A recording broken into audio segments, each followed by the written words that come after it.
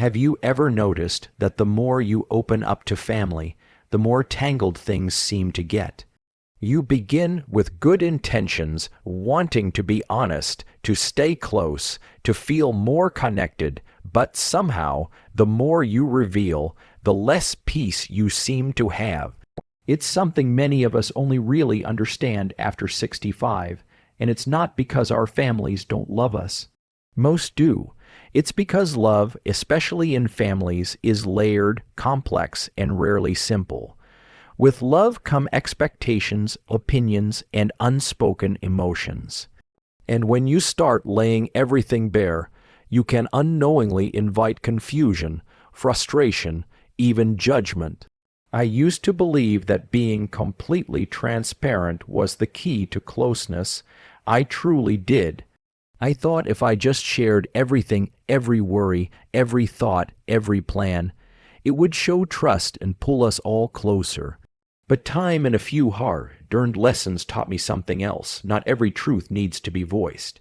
Not because it's shameful, but because peace in this stage of life, real peace, is something worth guarding. It's a quiet kind of strength, the ability to hold certain things back, not from secrecy, but from wisdom. So in this video, I just want to talk, not lecture. Just talk about 5 kinds of things I've learned are better kept close after 65. Not to isolate yourself, but to protect what you've built. Your dignity, your peace of mind, your right to enjoy these years without unnecessary interference. If you've ever walked away from a family dinner feeling drained after sharing too much or found yourself thinking, "I shouldn't have said that," then I hope this message feels like a warm hand on your shoulder. If you're new here, welcome. This is a space for seniors who want to navigate these next years with grace, calm, and quiet strength. Let's begin with the first one. Let's talk about your financial situation. Now, I know we've all been told, don't leave your family in the dark, be transparent, avoid surprises. And that's good advice, up to a point. We think if we lay everything out, our savings, our plans, our assets, it'll give our families peace of mind. That's what I thought too, but here's what no one tells you. Once you open that curtain fully, the dynamic starts to shift. Sometimes slowly, sometimes overnight. Let me share the story of Martin. He's 81 now, a retired engineer who lived modestly and managed his money wisely. One spring afternoon, thinking he was doing the right thing, Martin sat down with his 2 adult sons. He showed them everything, his accounts, his pension, even a spreadsheet of projected expenses, and how he planned to divide what he had. He did it with good intentions. He wanted clarity, no surprises, but the response wasn't what he expected. Instead of gratitude, there were questions, lots of them. "Dad, why are you still living alone in that big house? Shouldn't you consider assisted living before something happens? What's the plan if you need long-term care?" One of them even offered to move in to help him manage things. Out of love, yes, but also out of subtle control. Over time, Martin realized that every small spending decision now came with commentary. Should you really be flying at your age? Is a new sofa necessary? Even a new pair of walking shoes sparked comments. And it wasn't that his sons didn't love him. They did. It was that suddenly they saw themselves as co-pilots in his life, not passengers. Martin told me later, quietly, that what hurt most wasn't the scrutiny. It was the feeling that he no longer had full control, that somehow sharing his finances meant sharing his autonomy. And that's something no one warns you about. Even well-meaning family can overstep when the numbers are laid bare. And in tougher situations, people who never showed interest before suddenly become very attentive, not to you, but to your money. A distant cousin dropping by for the first time in 10 years, a grandchild asking oddly specific questions about the will. I'm not saying don't plan ahead. Please do. A will, power of attorney, medical directives, these are crucial. But there's a difference between being prepared and putting your financial life on display before it's necessary. Privacy isn't secrecy, it's self-respect. You don't owe anyone an explanation for how you choose to spend what you've earned over decades of hard work. That vacation, that new recliner, that donation to a cause you believe in, if it brings you joy, that's reason enough. Protect your peace. Share when needed, not out of pressure. Because once your finances become a family discussion, you may find yourself defending decisions that aren't anyone else's business. Now, let's talk about health, another area where openness can sometimes backfire. It's normal, isn't it? Our bodies change, knees ache, sleep gets restless, and energy isn't always predictable. So when we mention these things, it feels like simple conversation. My back's been acting up again. I got a little dizzy the other day. We say it casually, maybe even with a little laugh. But here's the part we don't always think about. To our loved ones, those small mentions aren't casual. They sound alarms, they raise concern, and often they prompt overreactions. Take Claire, for example. She's 76, widowed, but as independent as they come. She gardens, volunteers, walks her terrier every morning. One day, after a weekend of yard work, she casually told her daughter over coffee that her shoulders were sore. Her daughter panicked, booked physical therapy, called twice a day, suggested hiring help around the house.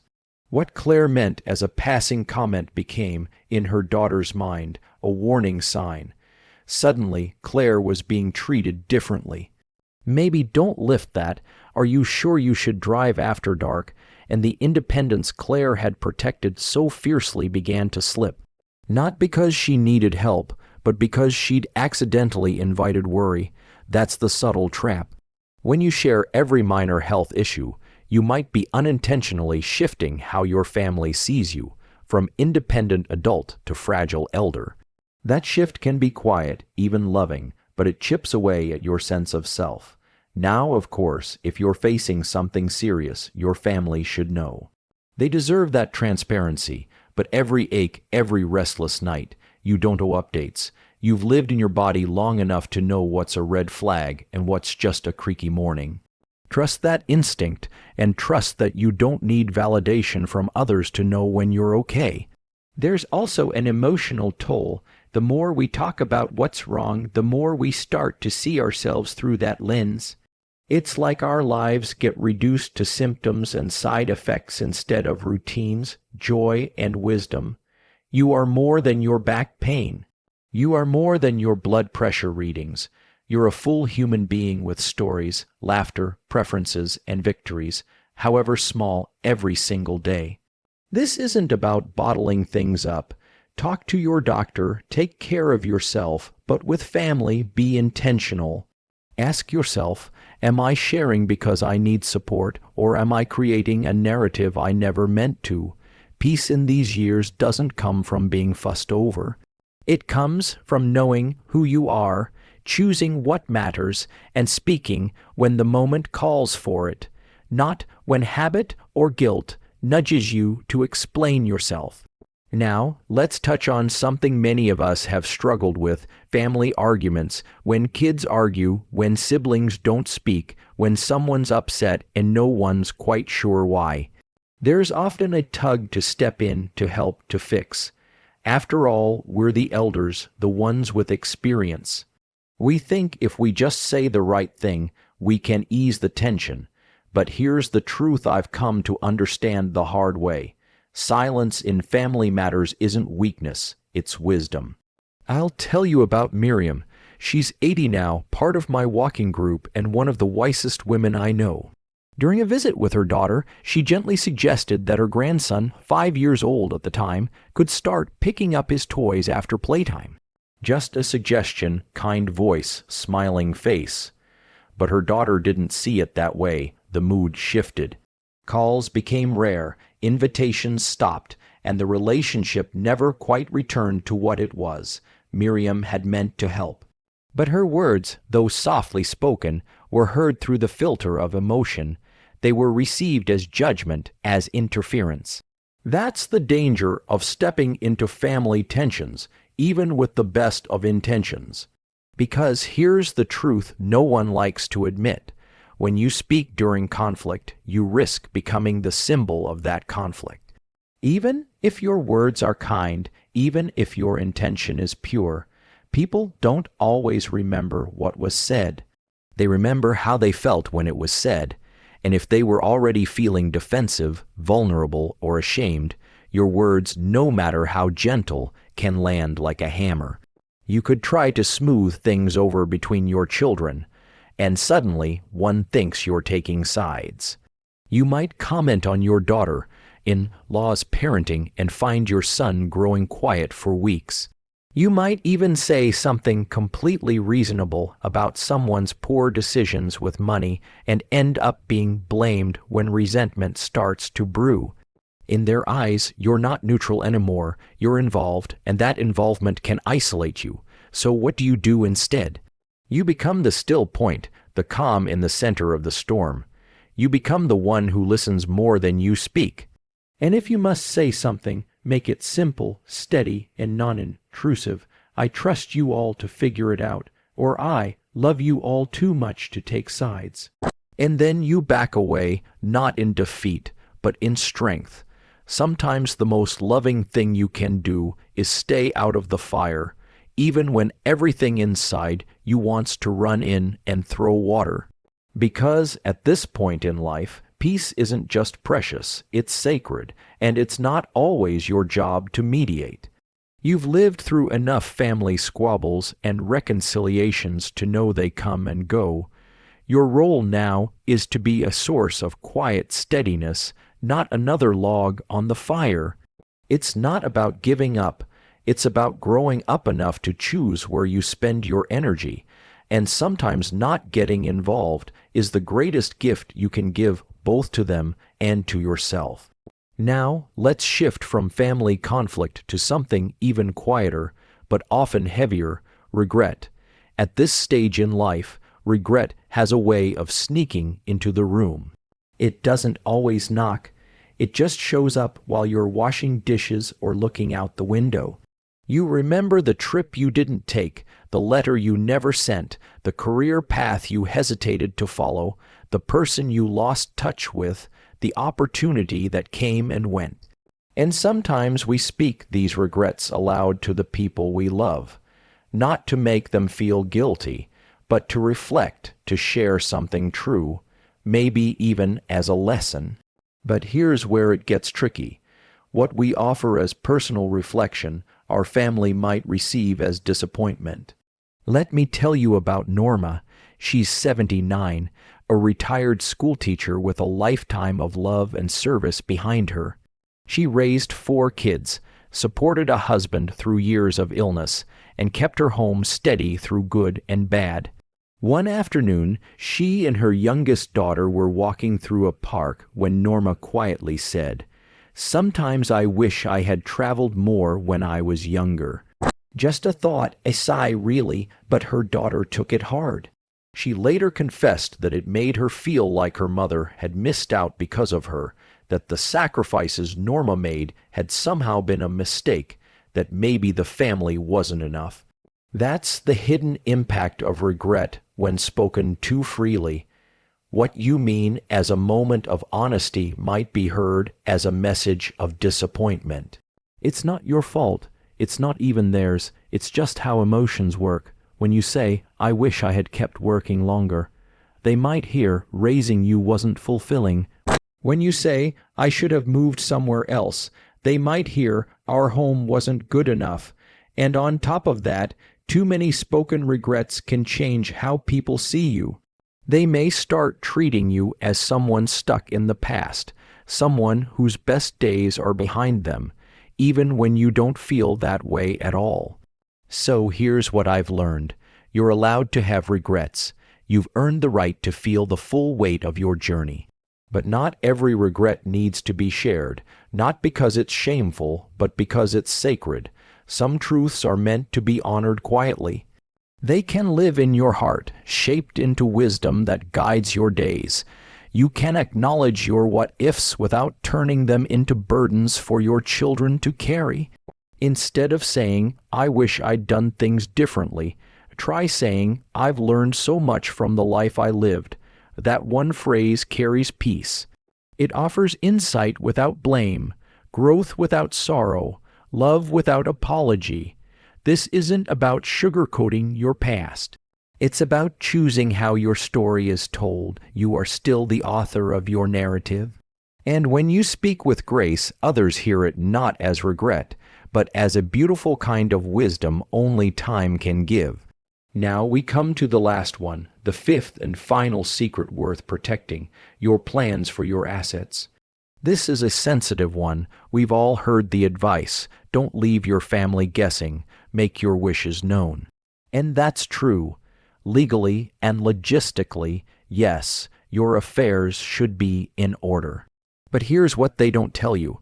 The details of your plans, who gets what, how things will be divided, can cause more harm than good when shared too soon or too openly. Take Edna. She's 83, a retired nurse with 3 grown children, a loving mother, practical, generous. Wanting to avoid any future confusion, she sat her children down and explained her plans, who would get the house, how the savings would be divided, even which heirlooms would go to whom. It seemed like the right thing to do, but within weeks the energy changed. Her middle son, once carefree, began calling with suggestions about when to sell the house. Her daughter, who'd moved away years ago, wondered aloud why she wasn't receiving more given her sacrifices. And her youngest grew quiet, clearly uncomfortable, but obviously hurt. Edna told me, her voice low and heavy, I felt like they started looking at what I was leaving behind, not at me. That's the risk. Once you share your estate plans, even with love, you might awaken comparison, expectation, competition, not always openly, but subtly. Tension that wasn't there before begins to brew, and you feel it, even if no one says it out loud. Even your daily choices might come under quiet scrutiny. Why are you spending money on a cruise now? Why buy new furniture if you're planning to sell? Shouldn't you be leaving more for the grandkids? That pressure, it's not imaginary, it's real, and it can take away something precious, your freedom. The freedom to enjoy what you've built, to make decisions based on joy, not guilt. Let me be clear, you still need a legally sound estate plan, a clear will, a power of attorney, someone you trust to carry out your wishes. That's just being responsible, but you do not need to narrate your choices in real time. You don't owe anyone a preview of your will. Your generosity is not a group project. It's your decision, because here's the truth. Your legacy isn't a number. It's not measured in square footage or account balances. Your real legacy is how you made people feel, the time you spent, the values you lived by, the steadiness you offered when life got shaky. And if someone only calls when money is on the table, that says more about them than it does about you. So protect your plans, not because you're hiding something, but because you've earned the right to peace. The kind of peace that lets you enjoy these years without questions hanging in the air or eyes watching your every purchase. As we close this conversation, I want to leave you with one thought, something I hope lingers long after the video ends. You've spent your life giving support, giving advice, giving care, giving comfort. But now is your time to protect something just as valuable, your peace. Peace isn't just a quiet moment. It's the freedom to be yourself without explanation, to make choices that serve your well-being, to say no, to hold boundaries, to keep sacred what feels private. It's not about building walls. It's about choosing what stays inside the garden. So ask yourself right now, what parts of my story are better held close? Not because I'm ashamed, but because I finally understand their worth. And if this message resonated with you, I invite you to share just one thing in the comments, one truth you're choosing to keep for yourself from now on. Your voice may help someone else realize they're not alone in wanting peace too. And if this felt like a conversation you needed, you're not alone. There's more where this came from. Join our community of thoughtful, wise souls who know that peace in this chapter of life isn't luck, it's a choice. Subscribe if you haven't already, and drop your city in the comments. We'd love to know where you're tuning in from. Until next time, take care of your heart, take care of your mind, and never forget you've earned your peace.